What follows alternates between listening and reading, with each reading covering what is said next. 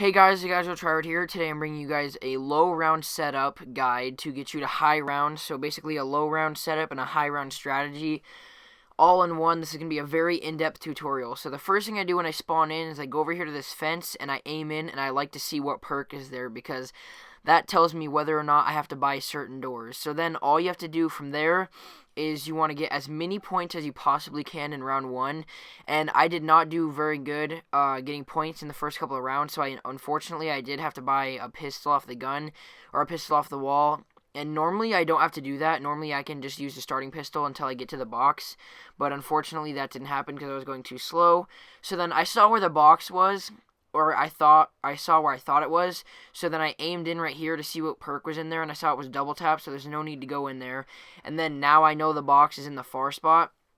So I went over here and I bought this other door, and I didn't have enough points to buy it right away, so I just bought the pistol to rack up some points. Now, the reason I bought that door over on the far right is because I needed to see what perk machine was in there, because if Jug was in there, I could have gotten it automatically. And you're going to think, wow, that's kind of a way that you're buying too many doors, but in reality, it's going to end up buying you fewer doors, and you can see what I mean, because when Jug is in the spot that it is in, then it's going to save you from buying different doors, because you're going to have to eventually buy all of them but one.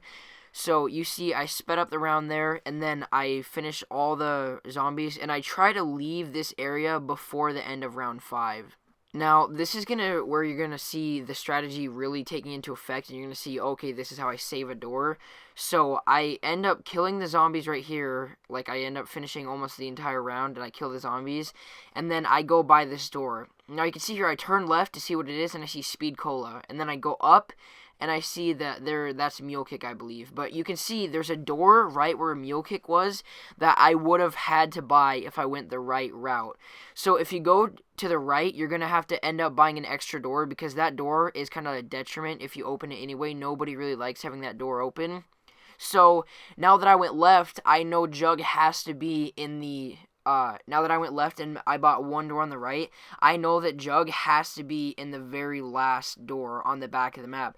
But if I went right and I went the entire way, I would have had to buy 3 doors, and then I would have had to turn the power on, and I would have had to buy 3 more, I believe. So I would have had to buy 6 doors in total, but this way I only ended up buying 4. So you can see how this saves you like a couple thousand points. So I turned the power on, and then here you can see I proved how my strategy works, because I knew Jug was there before I even got there, and that just shows you that I knew Jug was there.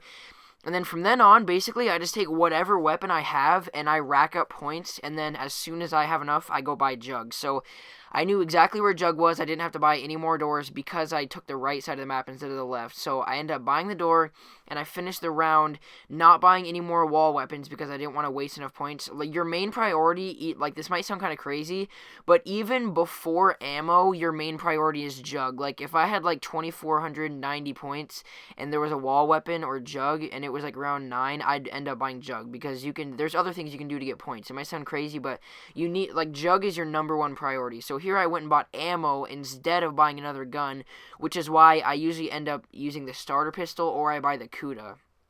I almost always buy the Kuda when I go left. But now you can see here, by round 6, I already have the 2 most important perks in the game. Quick Revive and Jug. So I go over here, I knew exactly where Jug was, and I knew where Quick Revive was from the start because I looked there right as I started the game. So now it's round 6, and I already have the 2 most important perks in the game, excuse me. So after you end up buying Quick Revive and Jug, your next priority is going to be a wall weapon. Unless the box is in an open spot, you're going to need a wall weapon. The box was actually in like the worst possible spot in this video, which I'm actually glad that it is, because this can show you what to do if the box is in that spot. So if the box is in a wide open place, like if it's by the power, then obviously just buy the box when it's by the power. But if the box is in the spot it's in now, you're just going to have to survive multiple rounds, and then once you survive those rounds, you buy the door, and then you go to the box. And personally, I only have like 3 or 4 guns I'm looking for. All I want when I go to the machine is either an LMG, the Haymaker, or the Dracon, or sometimes the ray gun, and I always want monkeys. So basically, all I do is I just go until I get what I want. And then here is an important thing. I want to show you what to do during dog rounds. So you can see here, I just bought the box at the end of the dog rounds, and there's 2 other things you can do, because there's 3 options during dog rounds. You can buy the box, as I just did there, or you can go buy perks that you need and you haven't gotten earlier in the match. And then the final thing you can do here, and you can see, I'm going to show you an example, is if you already have all your perks you need and you already have good weapons, then during dog rounds, you're going to need to link the teleporter. So you can see here, I'm surviving another round, and then next time it's dogs, I go ahead and link the teleporter.